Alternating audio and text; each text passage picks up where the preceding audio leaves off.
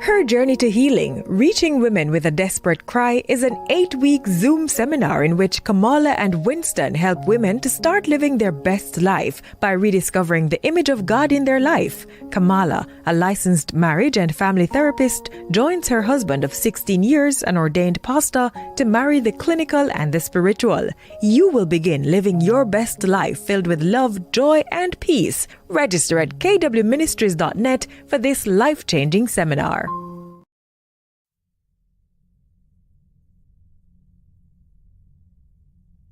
So anxious resistant. So remember there were 4 categories, right? Mm-hmm. So anxious resistant kids were on the opposite end of the spectrum.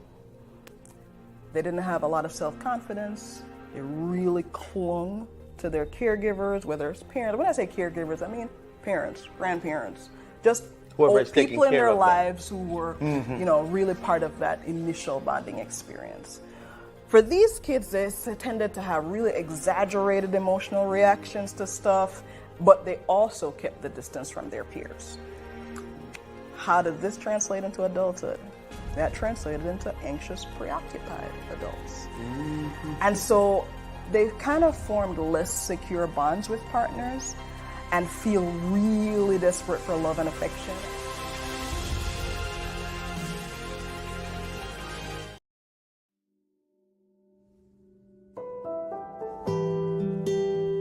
God is patient. God is kind. God is long-suffering. God never fails. God always hopes. God always trusts. God always perseveres. God doesn't envy. God doesn't boast. God doesn't seek his own, but is always seeking what's best for you. God rejoices in the truth. That's right. God doesn't define love. God demonstrates love.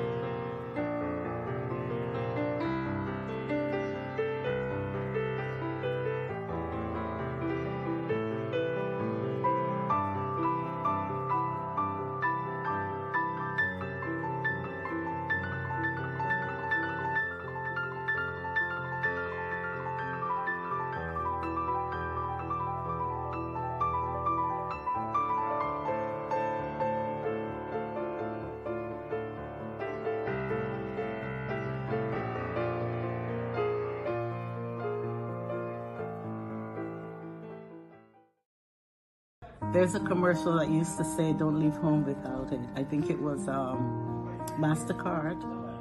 And at the end, they would say, you couldn't put a price on it. A price could not be put on what you and your wife did for me this week.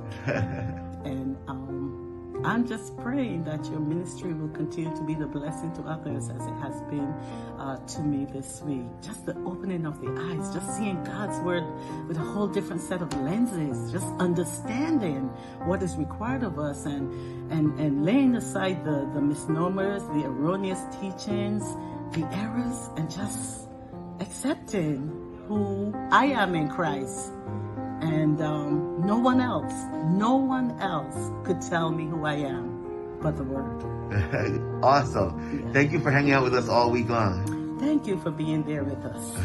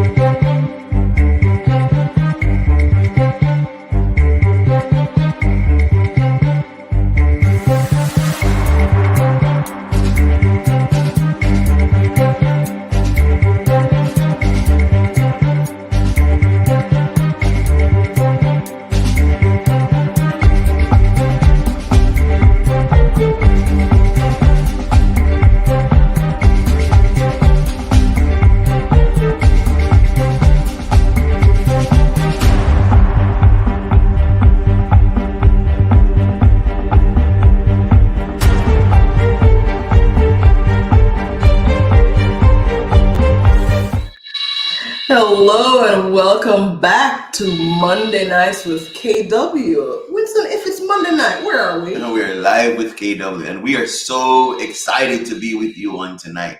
How is your Monday? I'm celebrating because we are celebrating Mondays in a way that we have never celebrated Mondays before. And when I say that, here's what I want to remind us of. You guys know from background, from your own experience, from hearing us say it too, that sometimes when we think about Mondays, we think of the Monday blues, right? Oh, we're going back to work. Oh, the weekend is over. That's kind of how we think about it.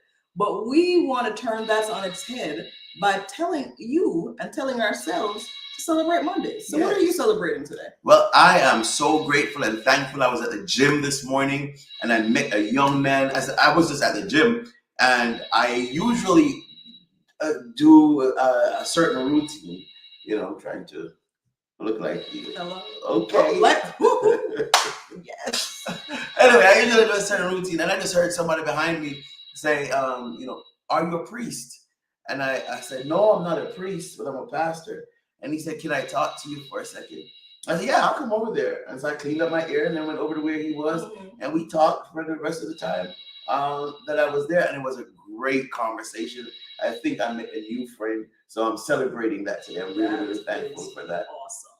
That is awesome. What are you thankful for? What am I thankful for? Well, listen, so I spend a lot of time at work, and work can be a place that you don't celebrate. But I am celebrating today because I've been working on this project for about 3 weeks now. Yes, I've been working at this place for 4 weeks. I've been working on this project for 3 weeks. It's a pretty daunting project, and I feel like I'm right at the cusp of a breakthrough, success. And if that ain't something to celebrate, I don't know what is.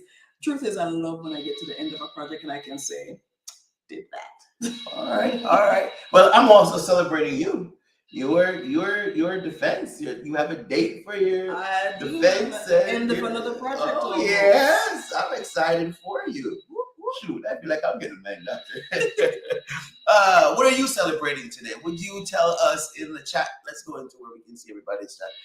Would you tell us in the chat what you're celebrating today? We're also celebrating having Dr. LaKeisha Williams on with us. This is going to be a night like we have never, ever experienced on KW Live. Why? Well, number one, so in thinking about her, Sister Shanika had not said she says, hey, family. I thought you were going to say you're celebrating family. Tell us what you're celebrating, Shanika. Shika. Tell us what you're celebrating. We have never had a guest sing for us, and Dr. Williams is going to sing tonight. So that's just a piece of that. This is going to be a night like no other. Second thing is what normally happens. Oh yes, Shika's celebrating her son's birthday today. So happy birthday! Can I sing? I sing happy birthday. Happy birthday to you. Happy birthday to you. He's 23 years old. Happy birthday, Shanika's son. Happy birthday to you. Make a version. Make me look good. Okay. So what normally happens is at the end of our program, we realize, oh man, the conversation is so good, we need to have a part 2. Well, in just talking in the background, we realize, oh, we need a part 2 and maybe a part 3 or maybe a part 4. So Dr. Williams is with us tonight. She's going to be with us several more times, and she's going to bring company with her, the other Dr. Williams, Pastor Toussaint Williams. So get ready for a beautiful night. Happy birthday, Kadarius. You're 23 years old. We wish you many, many, many, many, many, many more birthday, and we're celebrating with your mom your birthday on tonight. I know Kamala is not going to let me move on. But, not at all. Now, I love the way Shanika got us started off in the comments. I want to remind everybody who's on, you want to get in here on the comments. Here is why. It's just a piece of it, right? If you comment, ask questions, engage with us, you get to be in the run-ins at the end of our hour for a gift from our store. And yes, now I'll get to the store. So there we go. This is my sales lady right here. I see you, Dad. You just logged on. So here's how it works. So I don't think your dad should be allowed to win anymore. Okay? Okay. Well, listen. This is for everybody. I want for you guys to comment, ask Dr. Williams questions, share your own experiences. A part of this conversation is for us to be able to engage in ways that we don't typically do. And that's a big part of the reason why we storytell, essentially, on this show. I want for you to know, though, if you're not a winner, you can still win. I say this all the time. Head over to our store, www.kwministries.net/shop. You won't miss anything. Sister Remo is actually watching from the website right now. Yep. See, says there it is. She's actually watching us from the website right now. So Sister Remo, don't just watch us from the website. Shop. Okay? Yes. All right. And no, I wanted to mention before we jump in here in earnest with Dr. Williams, you know, one of the things I like about the store, and I was kind of just looking through stuff again today, just to kind of refresh my own mind. Did you know that you could get an adult coloring book for $2 in our store? Yes. $2, guys. Yes. So if you don't win, for $2, you can have something that really relieves cool. Stress. That really helps you. It's a great coping mechanism. And then there's a lot of other cool stuff in there. Cups and totes. And there's a lot of free stuff in there too. So please. Stuff, yeah. All right. Listen, I'm really, really, really excited about talking with Dr. Williams. Dr. Williams is a mother of 2 sons. One just graduated from college. I can't wait to talk with her about that. She has 2 siblings, 2 sisters. She is a graduate of Oakwood University. Did a little stint at Spelman University. She's a former principal of Oakwood Academy. She has moved into public school in the Huntsville area. She's married to Dr. Toussaint Williams, who is the Associate Ministerial Director for South Central Conference of Seventh-day Adventists. I am proud to say Dr. Williams is my friend. I have adored this woman since she was in the 11th grade. So since she was a child, I have looked up to her, and we're really, really, really, really, really excited to have Doc on. So let's just bring her in and let's start the conversation. Oh, there she is. Hey, Doc, how are you? Hello. Good to see everybody. We are happy to see you. We are so excited that you're able to join us. We know that the school year has wound down, and you have Praise God. of graduates, of the mother of a graduate. How does that feel? Oh, mixed emotions. I'm very excited for him. Very excited that he's going and continuing his journey. I'm excited to get him out the house and to free up another room in the house. But there's also just that mixed emotion. I'm gonna miss him terribly. He's actually traveling this weekend, and I missed him already. And he was just gone for a few days. So y'all pray for me. In other words, just pray for me. Absolutely. Before we jump into the conversation, before we got on, you were telling us a little bit about the Minority Choice Fund, which is a nonprofit that you and your husband are involved in. Can you just give us a little bit about that before we start chatting? Absolutely. So my husband and I, we are both products of Christian education. And in both of our stories separately, we both have a testimony of individuals who reached out to help support us while we were going through Christian education in different ways.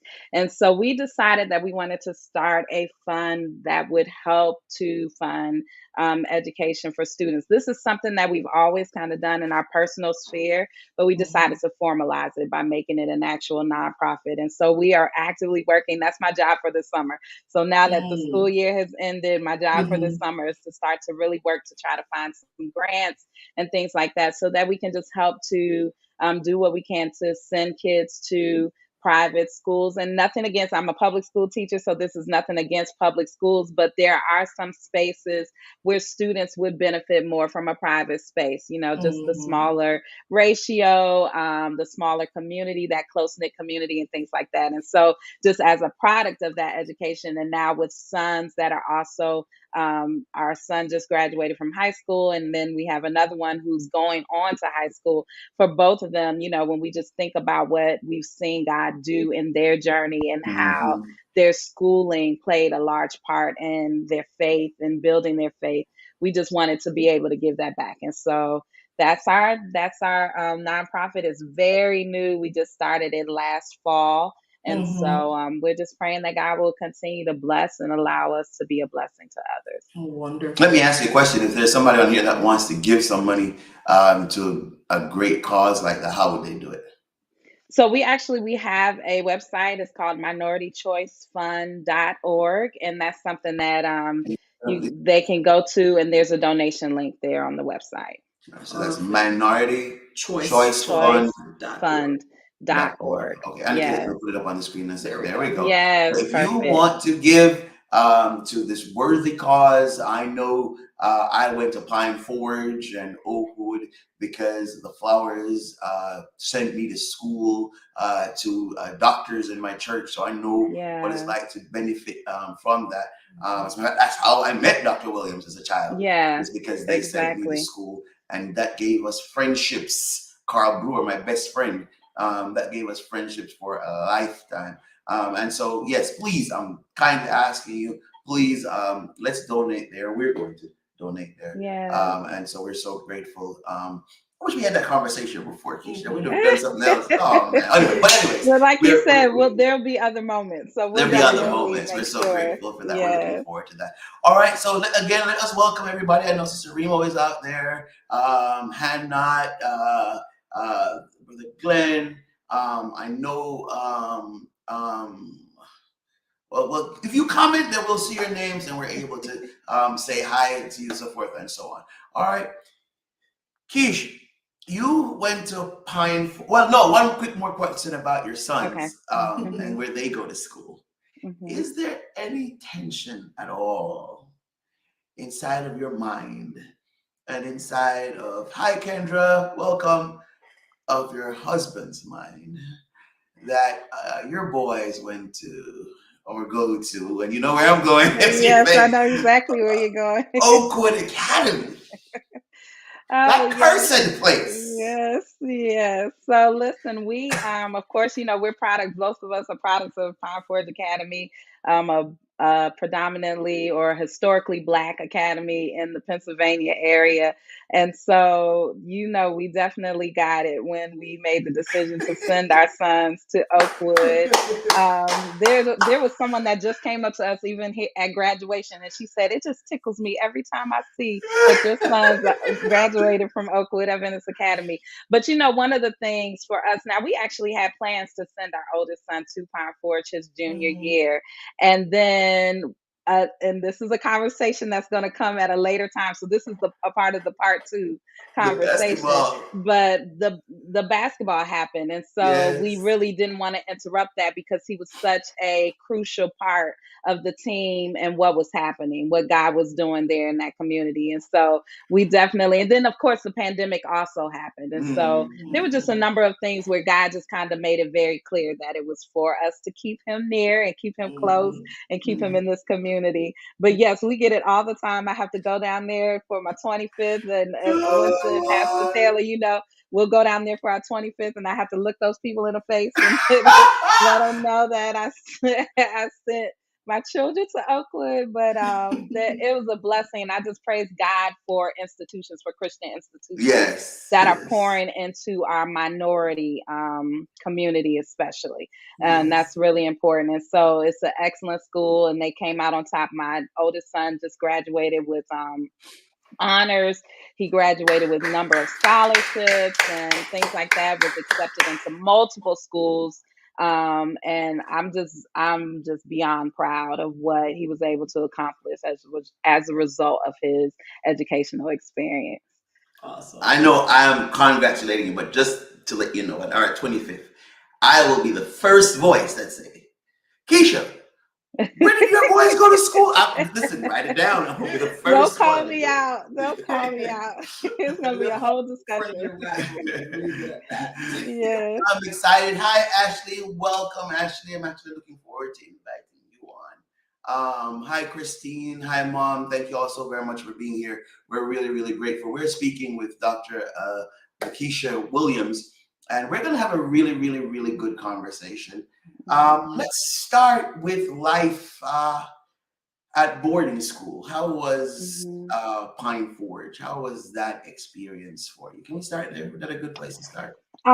That's an excellent place to start because, again, as a public school teacher, I have a lot of perspectives on education. I have strong perspectives on the fact that education really needs to be centered around the individual. So I'm a special education teacher. And so what I specialize in is providing individualized educational experiences. Every child is different. Every child needs something different. For me, Pine Forge, and honestly, I had no plan to go to a boarding academy. I was perfectly fine in my day academy in the Maryland, D.C. area. And my mom just kind of randomly said, "Hey, are you interested in going?" I'm like, "Yeah, okay, I guess." It wasn't like there was a family history of attending the school or anything like that. It was just more so one of those where she said, "Would you like to go?" And looking back on it, I actually met my husband there. So that could have been part of the reason why God sent me there. But I felt like that experience was necessary for me. I was a very mature student, very good with my academics and things like that.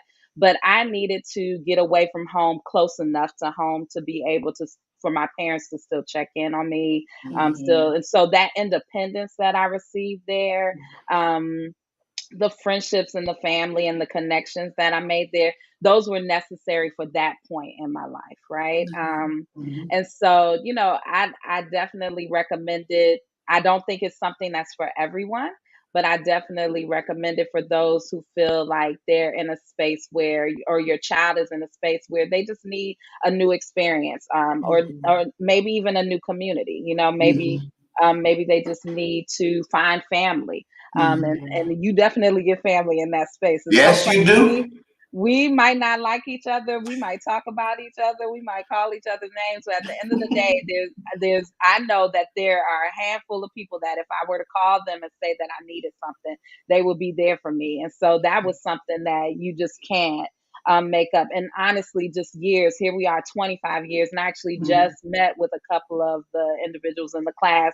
They're starting some initial plans. And so definitely, Pastor Taylor, you'll be getting that. Hopefully, Kamala, you'll be able to come with him as well, and y'all bring your family, because we want to see what She God is doesn't doing in want to our come. country. But we She's a need you to hater. be there. She's a We need hater. you to come with the kids too, because we need to see this play out. I mean, it's just absolutely amazing. But yeah, it's family, you know, and that's something that you can't always get when you're in a day school experience. And so, yeah, I'm really grateful for that.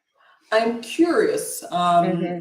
How old were you when you transitioned to Pine Forge? Oh, wait, I was 16 years old. Mm-hmm. I was right at 16. I was coming off a trip. So this was a time where I guess they allowed students to travel abroad frequently. I think students still travel abroad, but you're a little more careful about it.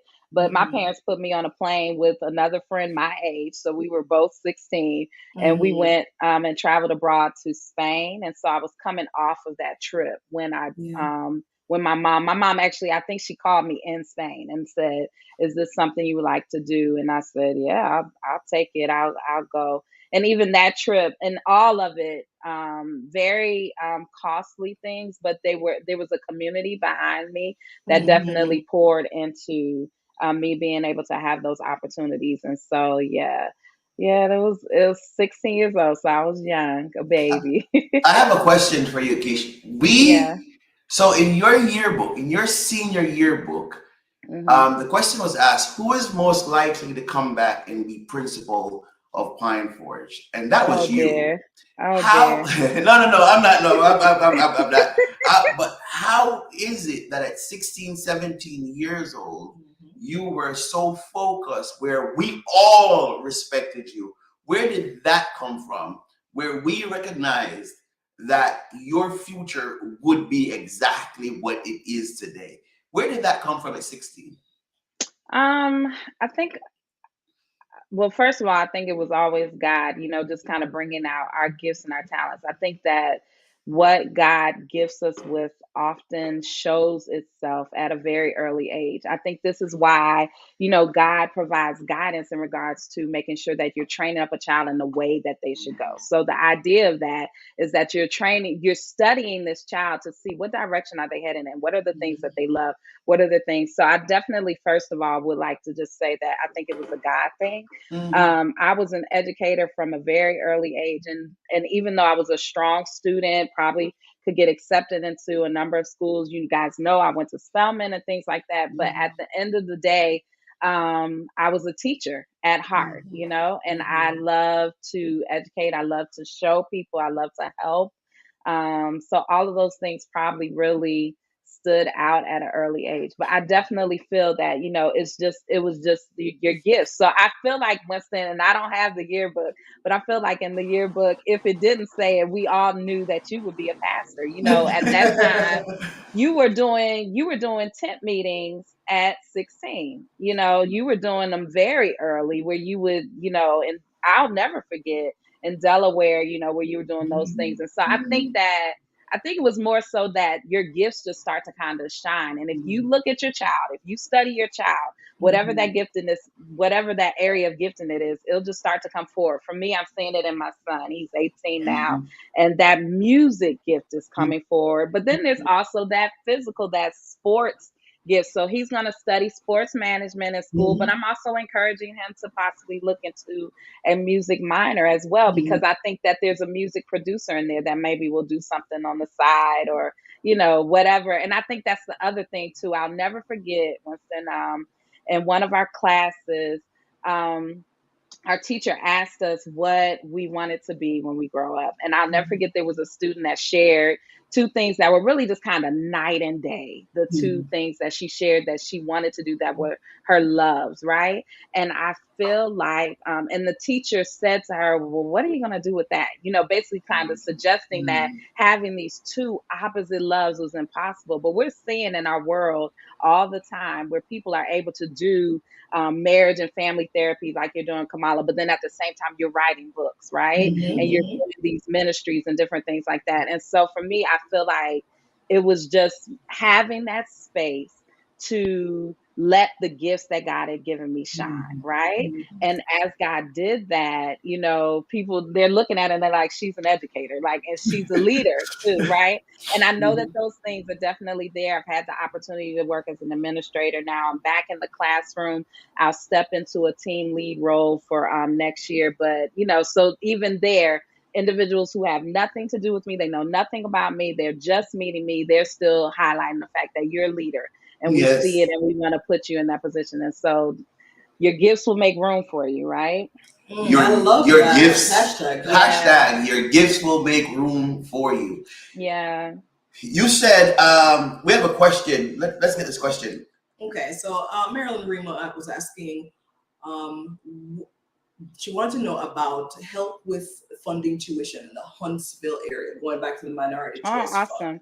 Mm-hmm. So her daughter is going to be putting her grandchildren into Oakwood Academy when the school starts. So she wants to know whether or not the Minority Fund is something that they can pursue or access. So just continue to pray, because we're looking for those grants to come through. So we really are at a starting place, but I am definitely committing to work very hard this summer to try to get the grants to come through. So right now we are not in a position to do the scholarships just yet, but we are actively working to build our funding base. The vision is that the funds will go towards schools that are providing education, private education for students with minority students. And so definitely Oakwood Academy, Pine Forge Academy, those will be some of the first academies on our list to know when we do have funds available.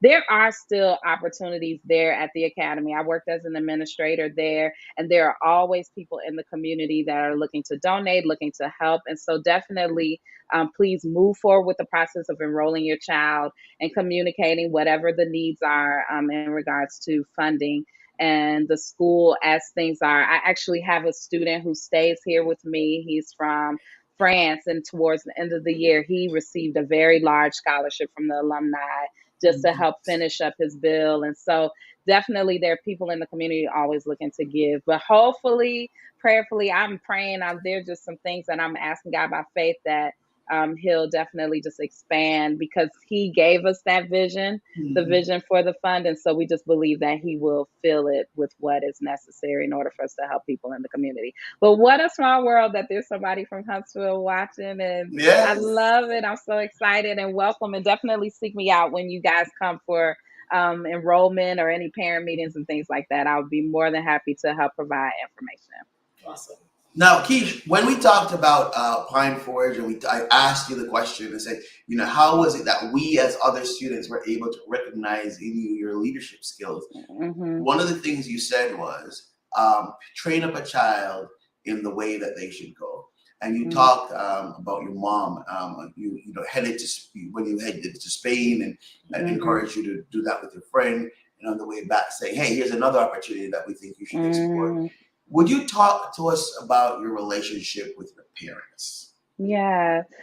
So I was very close with, or I'm saying was, because my father passed just a couple of years ago. So I was very close with my father, still very close with my mom. I actually talked with her today at length.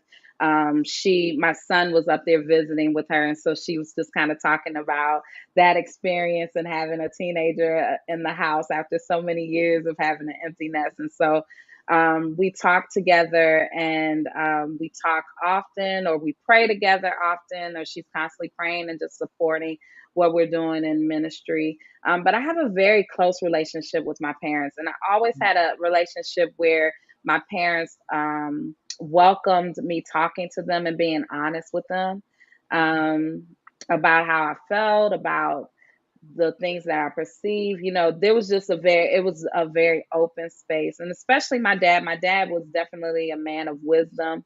He was the type of person where he would listen to me talk, he would listen to me share, and then he would say, okay, do you want advice or do you want me to just listen? And I would say, okay, I need advice. And he would give, and he was real. I think both of my parents, my mom shared something with me today that helped to let me know that they also were very in touch with their own past, which I think is huge when you're parenting, to remember where you came from and remember your journey.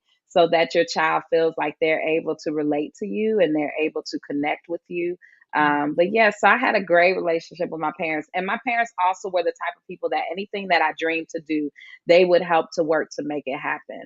I share with others, and this kind of was on the front side of us deciding to start the nonprofit. My parents actually worked two jobs. Both of them worked two jobs in order to make sure that my sisters and I attended private schools. And this is in the Washington, D.C. area. So they would work this full job, probably have like an hour commute home. And then my mom would she had a job at the CVS pharmacy down the street. And then my dad would get up early in the morning, like 3 o'clock in the morning, and go do a paper route just to make extra money, just to make ends meet. And so that was something too that I always felt supported. I always felt loved. I always felt like I was valuable and that my parents would do anything for me. You said, well, what I'd like for you to explore with Dr. some more, Kamala, is she said that it was really important that parents allow their children to be honest with them.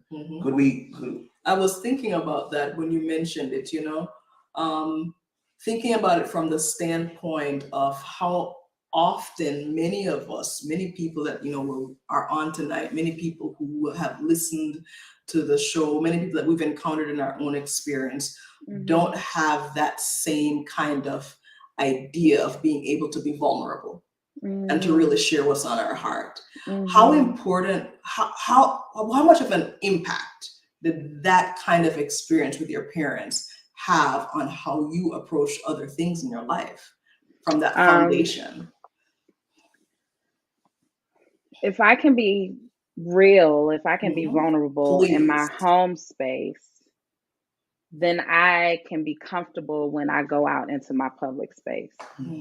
Your home space should be the safest space in your world, right? And my parents allowing that allowed me to be a parent that's trying to do the same, right? It's so funny. Sometimes our kids, they bring stuff to us and it's just very easy to just like just become enraged. Like, why would you do that? What are you thinking? And I have to remind myself, the next time that something like this happens, am I creating a space where my child is going to feel safe to come and share with me?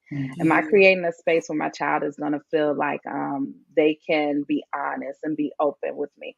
So I think that my parents doing that allowed me to pass that on. And my husband, the same thing, his parents, they're just real. Like our parents were down here for graduation weekend and they're too real, honestly. They just sometimes you're like, you don't want to invite company over because you don't know what they're going to say, right? But they keep it real. They're very in touch with their past, very in touch with the lessons that they've learned from their past. I love that my son, the 18-year-old, as he went to visit this weekend there in Maryland, my mom shared with me just some things that some nuggets of wisdom. She got him a book, a devotional, and she was just kind of sharing with him as he's going on this adulting journey and just how the enemy can come in and try to just slowly get us to compromise the things that we believe, the things that we've been taught. And so just talking to him about that. But for me, I just appreciate that realness, the fact that he has enough of a relationship with her to be able to receive what she was saying, right? So definitely my parents providing that type of environment, it becomes a generational thing, right? Where I pass that on. And hopefully my prayers that my sons will be able to do the same thing for their children as well. I'm curious as well, not just in the context of parenting, but how did that impact you individually in terms of how you approached life? Did you notice any kind of correlation there? Wow, I don't know that I'm sitting here just trying to think of, how did that impact me on a personal level? I guess when I look at my life, like I don't know, the sky is the limit. Like there is no limit, right? That's what I thought. You know what I mean? Because I always know that there's somebody, if I fall, there's somebody that's got my back, right? Yeah, so for sure, and that definitely, I'm the type of person where If God puts something on my heart to do, I tell my husband all the time, in my life there are no no's. Like if God, there may be closed doors, but that just means that there's some other direction that God wants me to walk in. Yes, But yes. yeah. LaKeisha, well, I want to get this in there. You're an educator now. Mm-hmm. You're a parent now. Mm-hmm. Understanding the importance of the relationship you have with your understanding the relationship that you have with your parents, as you encounter students who don't have that safety net, Mm-hmm. who are not told, hey, here's another opportunity, I want for you to do it, but instead their parents are competing with them. How do you relate to those? So there are two groups on how do you pour into those students? And then on here, we have some parents who might not have made good decisions with their children when they were younger. What word do you have for them in releasing themselves for not having done some of the stuff that you just talked about? So one, how do you deal with children who are not experiencing that safety at home from an educator's perspective and an administrator's perspective? And then two, how could you talk to parents on here who did not create that safe space for their children and are now living in regret? Yeah. So the first thing in regards to creating a safe space, it's so interesting that you said that. I actually thought about some of my students today. As I was traveling, I thought about them. And I definitely take on, so I have a philosophy in education. I've been in education since 2003, just different spaces, different. And I've always kind of felt this in the back of my mind, but I never really projected it until recently where I started to become confident, like, hey, this thing is working. So I just believe that love is a powerful, powerful tool, right? And so that is something that God is showing me. And it's so interesting because even my coworkers and my colleagues, they comment on the fact they're like, Keisha, you never yell. Like you never raise your voice at the kids. I don't have to. I'm able to motivate them to action just through the fact that they know that I love them. They know that I care. Yes, And they know yes. when I'm asking them to do something that, I'm doing it out of a place of love, not out of a place of, I want you to do this work because, I want you to be miserable. But no, I want you to grow. I want you to learn. You can do this. I believe in you, And so just that's definitely something that I'm very, very sensitive to. Just almost being this kind of mom at school, right? And the blessing for me is that I have coworkers that are doing the same. Like all of us, there's no classroom in the building that you're not going to find extra snacks for a child that may come to school hungry. There's no room where you're not going to find a teacher who's not going the extra mile to make sure they're communicating with the parents, but at the same time, checking grades and making sure that the child is keeping up and just always just kind of creating this space. We have 1,500 kids in my building where I work, right? So, and it's a middle school. So you can imagine it is absolutely chaotic, right? But I believe that those kids feel love because there are a number of individuals that are constantly showing just this kind of, I don't know, this care and concern that is above and beyond what is required of educators today, right? So that's how I'm able to create that space for my kids. And my kids know that. I have kids that know they'll come to me for snacks. They'll come to me for a few dollars to get into a little a game activity. They'll come to me for help if they're struggling. They know, and I tell them, and I tell them, especially as a special education teacher, I deal with a lot of students who deal with like anxiety. They deal with a lot of emotional disturbances and things like that. So from day one, I'm saying to them, hey, my office is a safe space for you. So if you feel like you're getting ready to blow up or you feeling overwhelmed or you feeling like you're not, you can come to my office and there's no judgment there. Like when they come into my office, I'm not fussing at them like, why are you acting like that? Why there's some comfy chairs, and I share an office with two other coworkers, and there's comfy chairs, and the kid will come in crying. Sometimes I'll get a call from a teacher, and the teacher will say, hey, I have so-and-so. Can they come to your office? Yeah, they'll come to my office. And before I ask, What happened? Why are you crying? What did you do? Before I ask any of those questions, I just say to them, hey, go sit down in the comfy chair. And there's like a fun pillow there that they can just kind of snuggle with. And I just let them cry. And I say, Yeah. let me know when you're ready to talk, Yeah. and when they're ready, they'll talk to me and they'll share. And then I'll give them some advice maybe, or I might, just comment on it or say, how can I help you or how can I support you? Before you know it, they pop up back in class, good to go, right? And that happens a lot more often than not, where we create that space. And then you talked about just Parents. encouraging parents, encouraging parents who may feel like they maybe dropped the ball in the earlier years, and I feel like the same thing that I just said, love is a powerful tool. And I think that God, the ability to give grace, I think you'll be surprised the amount of grace that you can find when you're willing to just be vulnerable and just to choose love, right? Even if you're dealing with adult children, just to apologize and say, I didn't do that right those earlier years. And there's times that I have to do that with my own sons, right? Where I call them in and I say, what I said to you yesterday or last night, that wasn't appropriate. I shouldn't have said that to you like that. And so I think that there's room for that. I think that there's room. The human heart has an amazing capacity to forgive, right? And so if we just go back, and it doesn't have to always be a detailed thing, but just to say and acknowledge, man, that was a rough patch, but let's try this again. I want to be there for you. I want to be a part of your life. I want to support you. How can I support you? How can I be a part of your life? And of course, it's not going to be perfect. That's one of the things I've learned. And I know that we're going to eventually start kind of talking about my grief period and going through grief and things like that. One of the things that my therapist gave me during that period of time in my life, she said to me, things are going to be messy. Let it be messy, and so it's okay. Hold on. Hashtag things are gonna be messy. Let it be messy. Things are going to be messy. Let it be messy.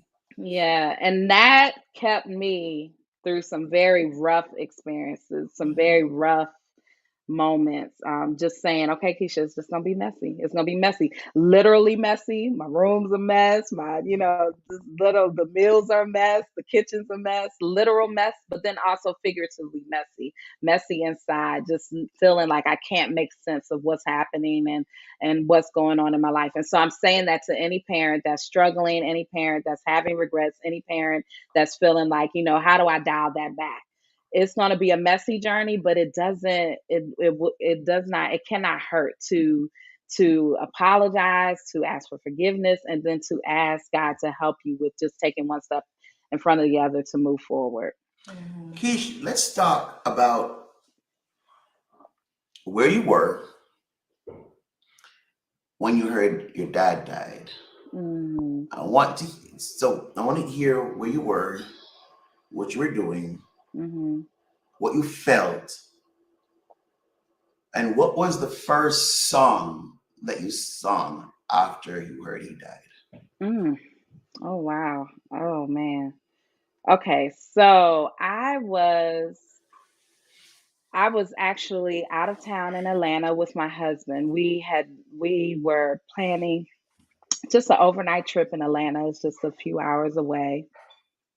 And my sister called us. We were actually in the mountains. So when you travel to Atlanta from Huntsville, the shortcut is to go through the mountains, but it's horrible for reception. And so my sister, I could tell that she was trying to call. My younger sister was trying to call me and my middle sister. And when we finally got the call, she sounded frantic. She was out of breath. She said, "I'm letting you know, Daddy, he just passed out, or he's unconscious. He's been unconscious for this amount of time." And so in my mind, I just started praying like, okay, just, Lord, just heal him, just touch him. He had a outpatient procedure earlier that week. So maybe like Thursday of that week. And this was a Saturday evening. And he was fine. I talked to him earlier that day. He made jokes. He was talking about me making salmon patties. He loved to eat fish. And so he said, can you save me one? Even though he lived in DC and I'm in Alabama. And I'm like, yeah, Daddy, I'll save you a salmon patty. And I'm like, can you just pray for the food? You know, and he's just making jokes and everything. And so for me, when she called and said he was unconscious, I just thought just that. Oh, he's just unconscious. He'll be fine. Call the ambulance. I'll, if need be, I'll come to town. He also had a stent in the hospital earlier that year. And so this was around August of the year. So January of that year, he had a health mishap. So again, I just thought, okay, we're just going through something like that again. But as the time progressed and we realized that he wasn't coming back, the ambulance got there and they were doing their procedures and everything, I started to accept the fact that he was not going to make it through. And so we were in Atlanta. I actually was visiting a restaurant that I love there, Slutty Vegan. There's a vegan restaurant there. And I wanted to go get a sandwich and everything. And so we were there and I was in the parking lot when I got the word that my dad passed. And we cried, canceled our hotel. We just canceled our hotel and went straight back home. So yeah. You said, what was the first song? I honestly don't remember. I do remember feeling like I didn't sing for a long time. I remember it taking a while for me to finally find my voice again and to find a song again, because I lost my dad. We were just close. We were just really, really close. So yeah.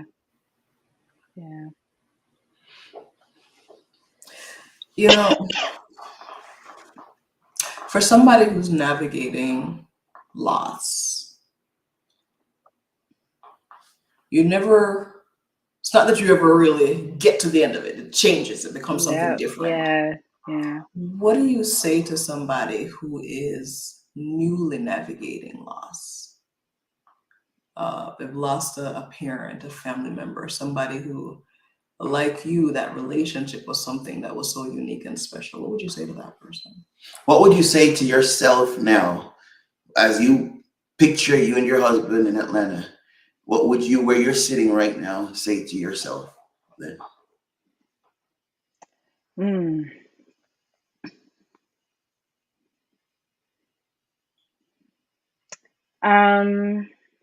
I think I would say to hold on to heaven, the hope of heaven. For me, heaven looks completely different now on this side. Yes. Woo! Yeah. And that's a hard one because I know that there may be individuals that are not persons of faith on this call. And so they may be thinking, what if I don't believe that heaven is real? And I'm going to be honest with you, then just make it up. Like, just fake it till you make it. Because to be quite honest with you, that's the only thing that's keeping me. The only thing that is keeping me is knowing that I'll see my dad again. Yeah. That's the only thing that I have to hold on to. So, yep, hold on to the hope of heaven. So then for you then, the text that says, we don't weep like those who have no hope. That's it. Has come alive in your life. It is like, y'all, I thought I knew Jesus before my dad died. I thought I knew God. I'd had a very personal relationship with him. I, was a praying woman, all of those things. But now on this side, like all I have to look for. So everything that happens to me in my life happens under this spotlight of the fact that Jesus is coming again. Hallelujah. Everything that happens for me, everything that everything, all I see is the fact that, okay, Jesus, God is coming again. He's coming again. So you spoke about compassion for students earlier. Yes. And in what you're talking about now, I hear that compassion for self. And even when you talked about your therapist saying things are going to be messy, but going to be messy, I'm hearing compassion kind of just foundation through all of it. And I feel like I want to highlight that because I don't know that we emphasize compassion as much as we ought to, right? Yeah. There's so much power in compassion for others and for self. And when we're able to give compassion and receive compassion and give ourselves compassion, that's it. There's so much freedom and healing in that, you know? And I think to myself, just from hearing your conversation tonight, that you've had all of these models throughout your life that have shown that. And life is such an amazing thing in that it gives us things without us necessarily recognizing that it's given us that until we're in that season when we need it. I love that. I love that. Keisha, can you sing for us? Can we? Do we need to take a quick break and you come back and you sing for us? Sure. Or are you ready right now? I'm ready now. I can sing now. Let's sing because the time is gone. We told you it was going to go by fast. It's 9:47. We only have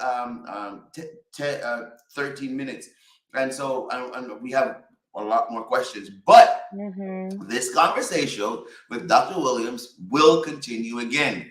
And next time she's going to bring her husband with her. Yes. I want to ask you something before you sing. In a post you made, you were having a moment and you were thinking about your dad.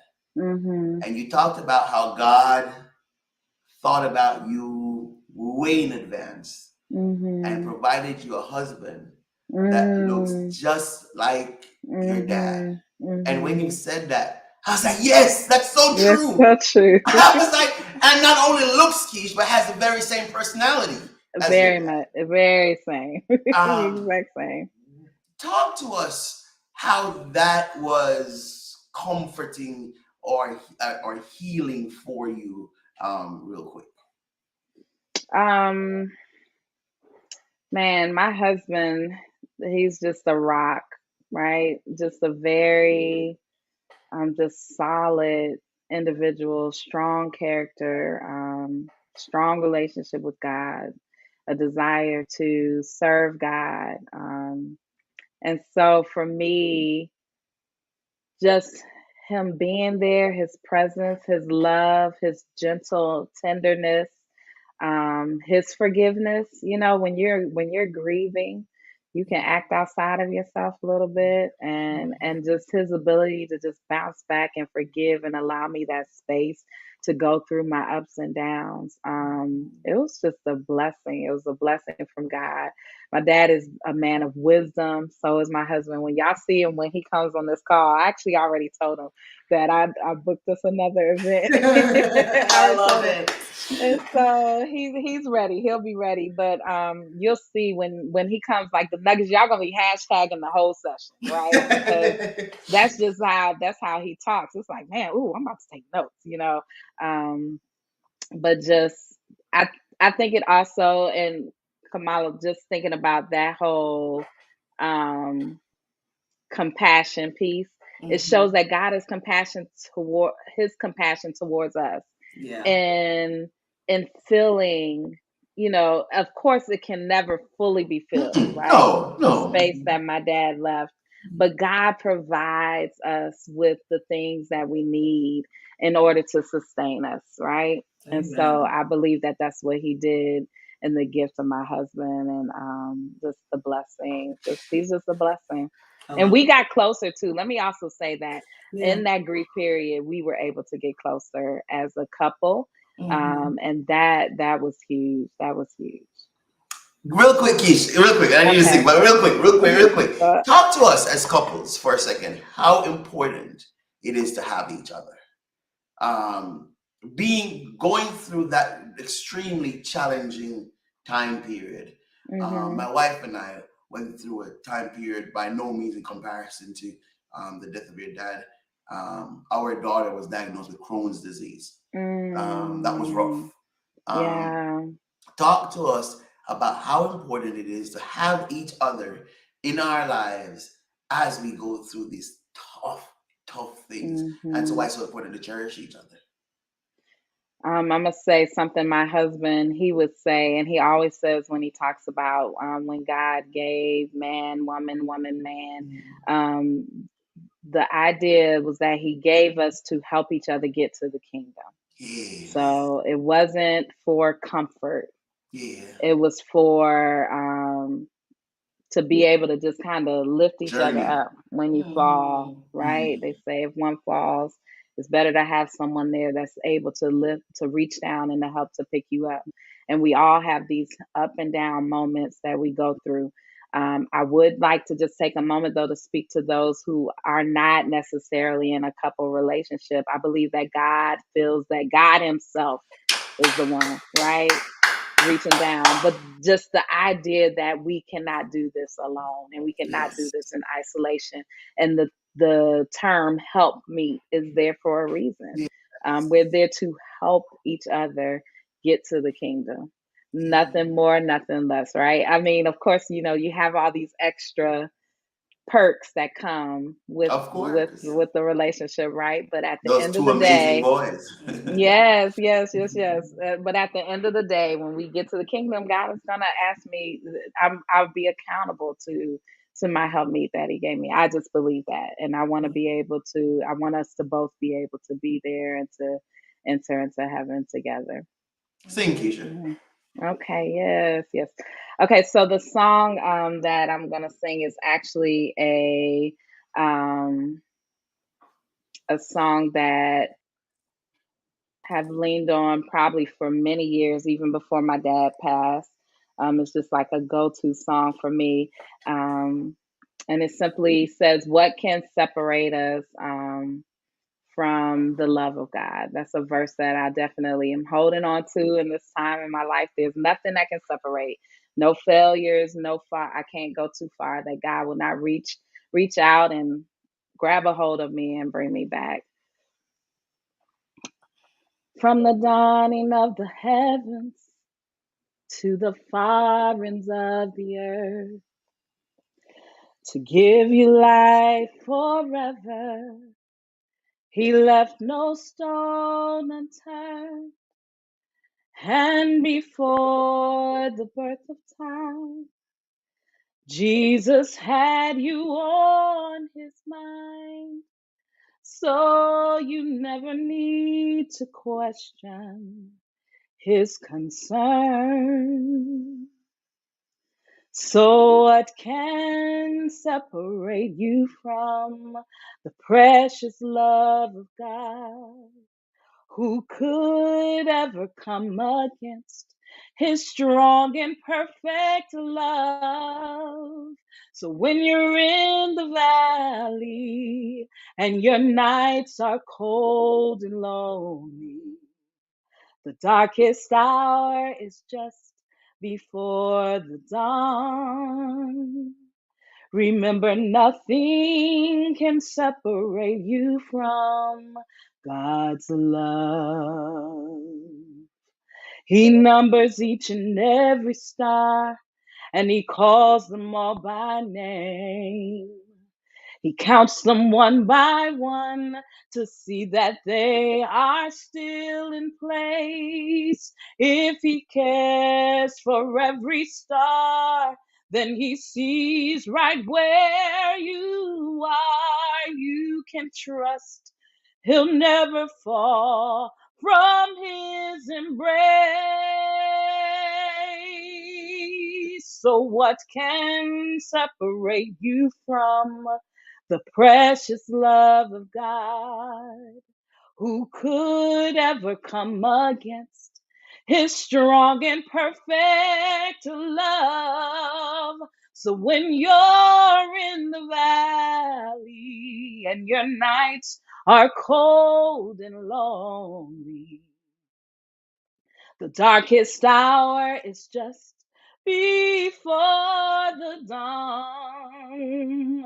Remember, nothing can separate you from neither pain nor sorrow. Not today and not tomorrow.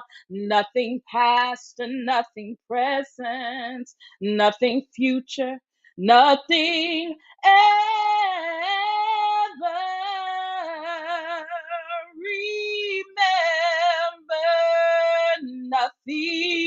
can separate you from the precious love of God.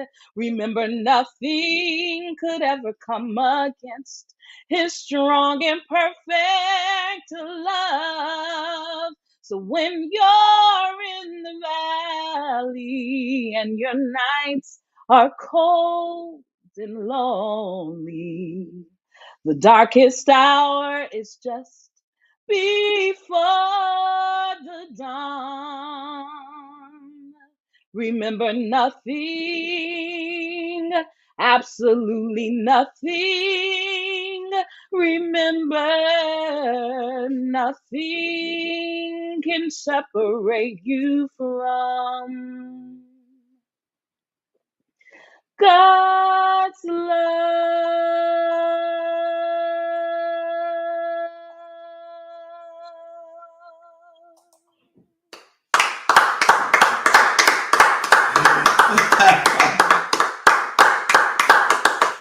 Ah, man, this is the fastest hour we've had.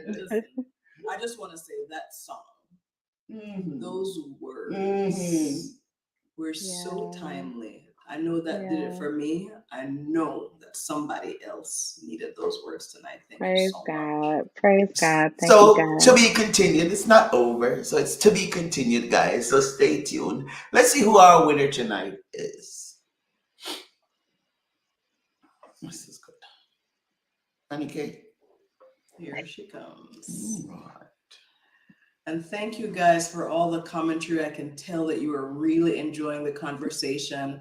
There were just kind of tidbits of that. That was the one for me that came through the feed. So thank you so much. This is hilarious.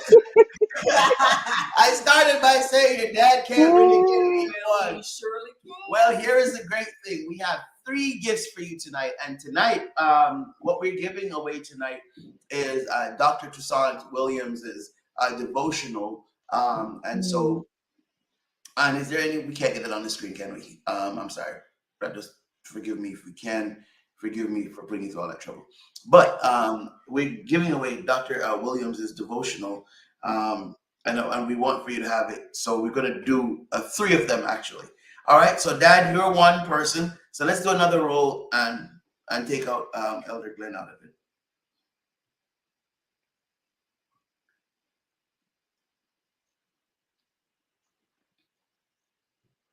All right, let's see who our next winner is tonight.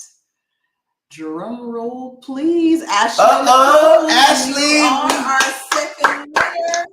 All right, congratulations, Ashley. And thank you so much for coming on. Ashley, I think this was your first night coming on. Thank you so very much, Ash. And then let's get a third person. All right, last but not least. Here we go.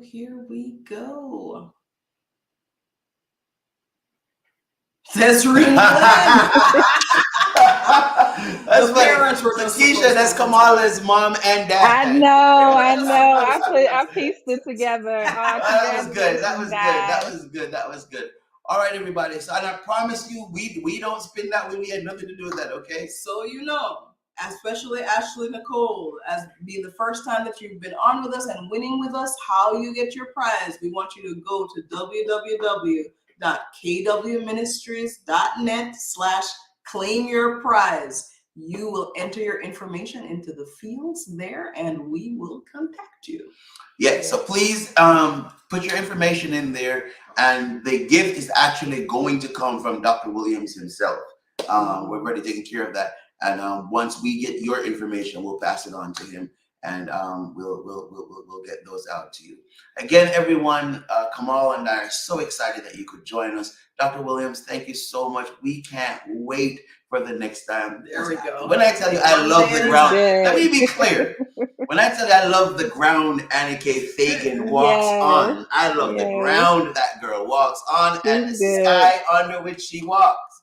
I don't know. Thanks, Anne. We appreciate you.